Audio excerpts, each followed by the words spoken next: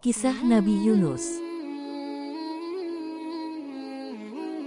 Kala itu Nabi Yunus tengah diutus oleh Allah Subhanahu wa Ta'ala untuk menyampaikan wahyu di suatu daerah.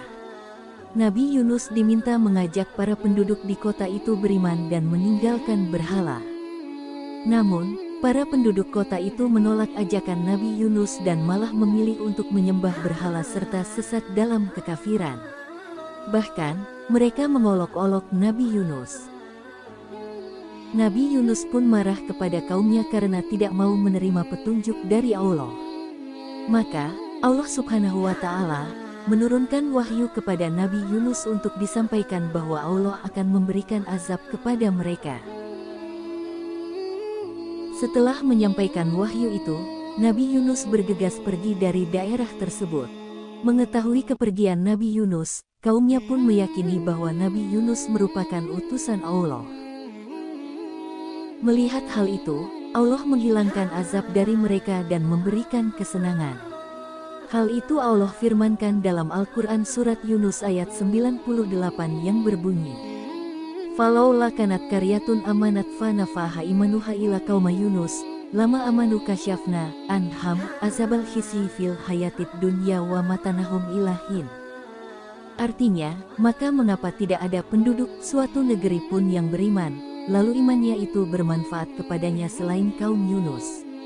Ketika mereka kaum Yunus itu beriman, kami hilangkan dari mereka azab yang menghinakan dalam kehidupan dunia, dan kami beri kesenangan kepada mereka sampai waktu tertentu. Namun, Nabi Yunus tetap meninggalkan kampung tersebut karena marah terhadap kaumnya. Padahal Allah Subhanahu wa Ta'ala belum mengizinkannya untuk pergi. Kisah Nabi Yunus dimulai ketika pergi ke tepi laut dan menaiki kapal. Sayang, cuaca saat itu tidak bersahabat sehingga membuat kapal oleng sehingga hampir membuat semua di atas kapal tenggelam. Maka, atas keputusan bersama semua barang yang berat dibuang ke laut untuk meringankan kapal. Namun, masih dibutuhkan satu orang yang dibuang ke laut, maka dibuatlah undian dan ternyata undian jatuh kepada Nabi Yunus.